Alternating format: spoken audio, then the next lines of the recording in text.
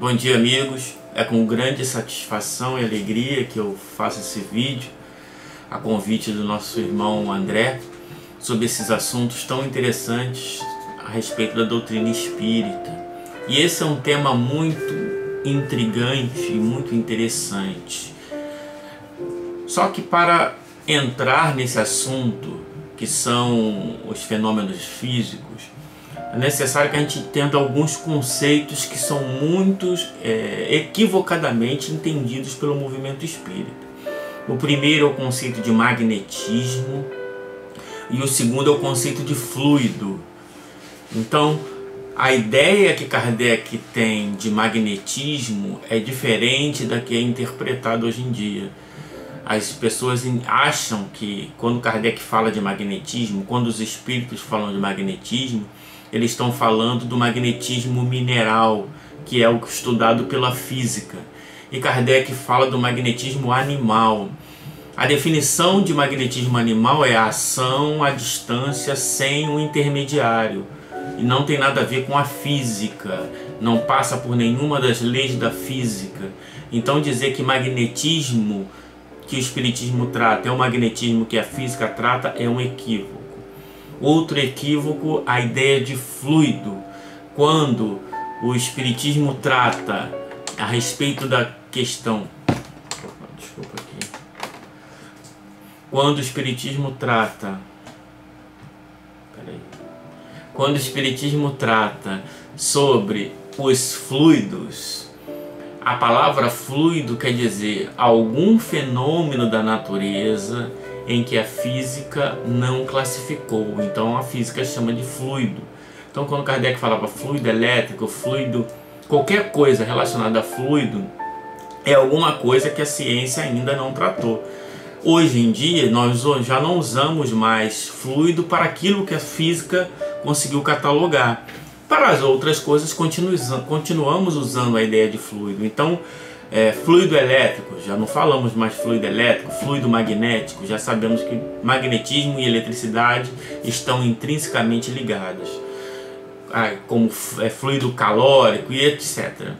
E aí o fluido vital, são dois princípios que o Kardec trabalha na codificação, a ideia de fluido vital e a ideia de princípio vital. O fluido vital seria algo que existe na natureza e que o organismo capta. E existe uma outra teoria que acredita no princípio vital, em que as coisas têm um princípio que naturalmente, por alguma circunstância, vão dar vida. Por que a gente tem que falar isso? Porque a gente vai falar de fluido vital, princípio vital, dentro da questão do efeito físico. O que é o efeito médium de efeito físico? O médium de efeito físico é o médium que é capaz de irradiar parte dos fluidos que vem do seu perispírito. Isto é, quando usa a palavra fluido, isso é alguma coisa que a ciência não sabe ainda, não foi capaz de detectar. Então usa a expressão fluido. Também é equivocado usar a palavra energia. Energia é uma propriedade da matéria. Então ninguém sabe o que é energia. As pessoas sabem que a energia se transforma de um meio para o outro, mas o que é ninguém sabe. Então o fluido magnético animal, Kardec usa, pode também usar a expressão fluido vital, isso aí vai depender da circunstância. Então o médium de efeito físico é ele que tem a capacidade de doar esse fluido, que combinado com o fluido dos espíritos é capaz de fazer o efeito físico, que pode ser tanto mover um objeto como aumentar ou diminuir o peso. Como ele move o objeto? O espírito impregna esse fluido combinado nos objetos e faz com que ele se movimente pela sua vontade, não pela mão. Todo fenômeno de efeito físico, o espírito apenas manipula o seu pensamento. Então, o espírito, como ele manipula isso? Impregnando o objeto desse fluido. E esse fluido, pelas modificações que ele consegue fazer, neutraliza o efeito da gravidade. Ah, mas como é que isso acontece? Um exemplo fácil de fazer neutralizar o efeito da gravidade: quando nós colocamos um fluido em algum objeto, por exemplo, uma bola de borracha. Dependendo do fluido que a gente coloca, ela vai flutuar.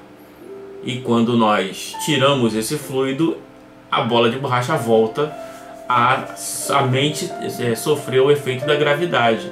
Então, bola de gás é um exemplo claro de como se neutraliza o efeito da gravidade. Um outro bem simples é usando aqui a mão. O espírito não tem mão, então ele usa o seu pensamento, impregnando o fluido. Então, para aumentar o peso ou para diminuir, ele vai impregnar esse fluido.